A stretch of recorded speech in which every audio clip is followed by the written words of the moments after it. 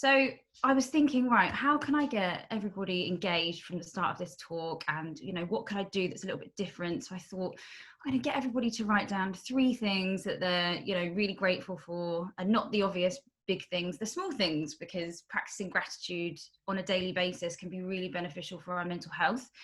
But then I thought, how about talking about the benefits of a really good night's sleep, or food and mood, because diet and what we eat is massively linked to our wellness. But actually, we all know that stuff is good for us. And of course, it is great to be reminded of that. But actually, this is the main thing that's helped me throughout my career so far in mental health, is sharing and listening. It's really simple, doesn't cost anything. It's so basic. But by sharing, I mean talking to somebody about how you're feeling when you're not feeling great, and just having somebody listen to you. And we all have it, we have that horrible voice, that person that in our heads that holds us back from doing things, that tells us that we can't do something. That's always there, and we all have that. And by telling somebody what that voice is saying to us and how it's making us feel, it just helps normalize it a bit more, and stops us catastrophizing, really. And then the second thing is listening. So being able to listen to somebody non-judgmentally, without having to feel like you need to give loads of solutions back to them, loads of answers to their problems, or without feeling like you need to share something back yourself, that can be really, really powerful as well. So I just wanted to start with that. This for me and my mental health team has been something that's really helped us.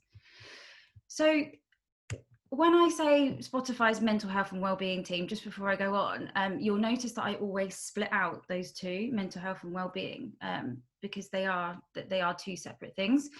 Of course, like living a healthy, well-balanced lifestyle feeds into positive mental health. But what I think we need to remind ourselves of sometimes, and I really like to use opportunities like this to set the tone, is that 1 in 4 people have a diagnosed or a diagnosable mental health condition that can't always be rectified, if you like, by saying or by telling them to go for a run or to eat a healthy meal, for example. So I just like to be mindful that when we talk about mental health and wellness, they are 2 separate things.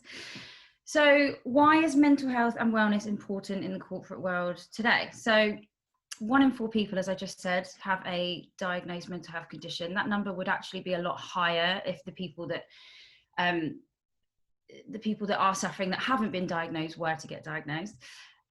Across the year, companies in the UK spend £80 billion on mental health and sickness, mental health absence, a huge number. And that's from something called presenteeism, when we're at work but we're not performing our best, and absenteeism, when we're not at work because we're sick. So it's a significant cost to the economy.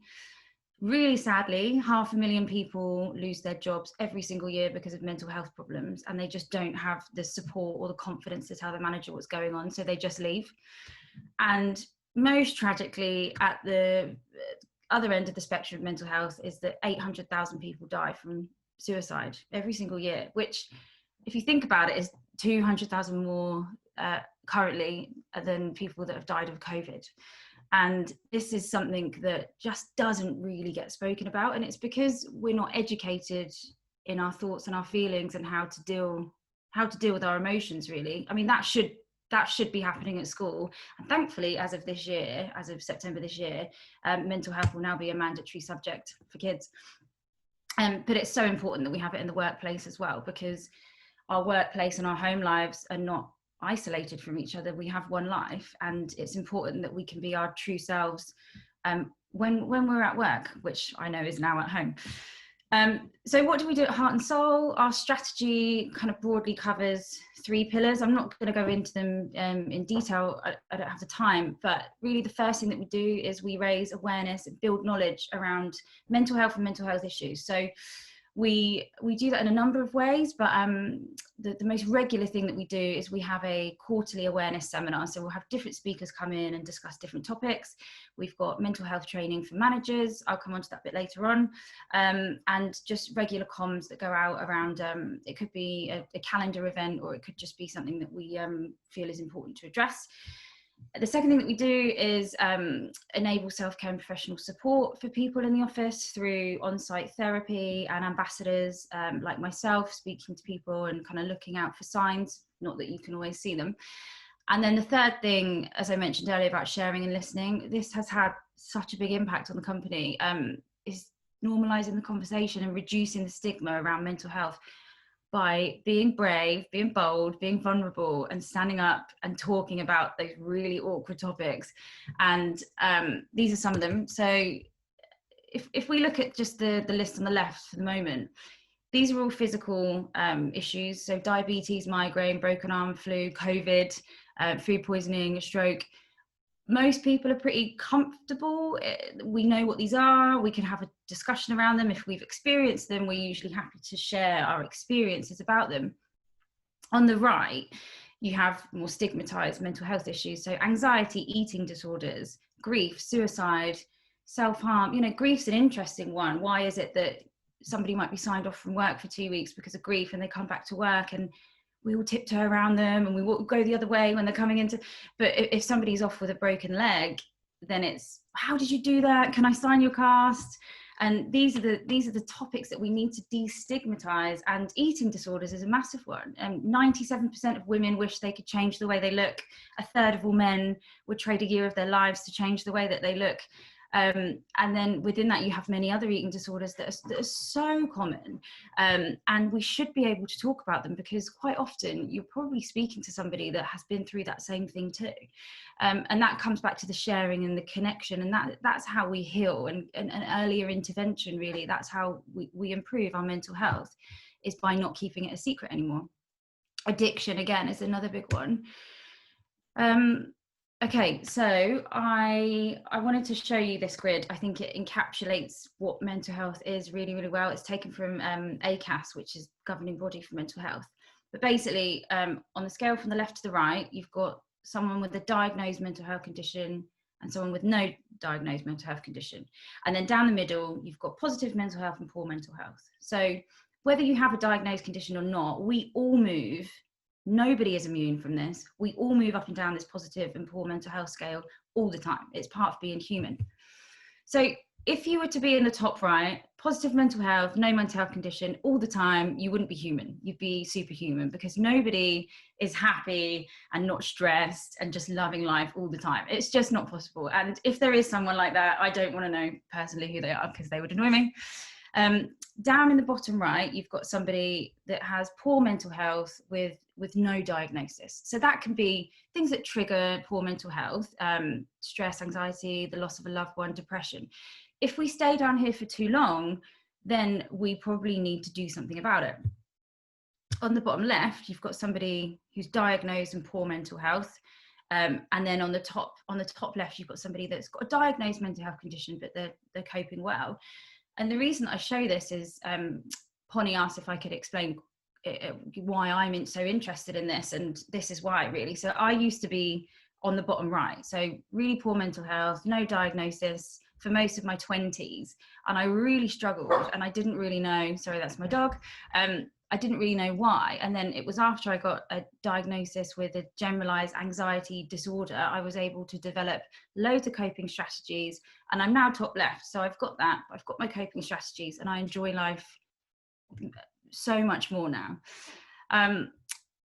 Coming on to the final slides, I think we're doing okay for time. I'm happy to take questions at the end, by the way, if anyone has any. So this is the duty of care that kind of all companies, that we hope all companies start to adopt. Again, this is from ACAS, which is the governing body for mental health. When we look at mental health and wellness, it's in the corporate world, it comes down to 3 buckets. So one is your manager. So managers need to be informed and trained and open to having conversations with their staff. Talking about your well-being, talking about your mental health should be part of your one-to-ones eventually. But you know, that comes easy to some managers and it doesn't to others. So we need to be mindful of that. And obviously managers are dealing with their own mental health as well. But really, managers need to be trained, and they need to be able to kind of see, you know, spot the signs if their team are looking really overstretched, and be able to do something about that. The second one is the employer. So like what you guys are doing today, be visibly committed to positive mental health. So running talks like this, just creating an open and trusting environment around mental health where it's okay to talk about these topics. And then finally, and probably most importantly, you, me, the individual, we need to be able to ask for help when we need it. It's important that if we're feeling really overwhelmed, that we might need to take a bit of time out to recharge and come back functioning better, rather than carrying on and on and on and actually burning out over a longer period of time. So I know I flew through that because there was a lot that I wanted to cram into this. But that's my team in the bottom right down there. I just wanted to end by saying every day is a mental health day, and it's great to run talks like this, but really, if you have any questions for me, or you're more interested to hear about what we do at Spotify, please feel free to email me there, jade@spotify.com.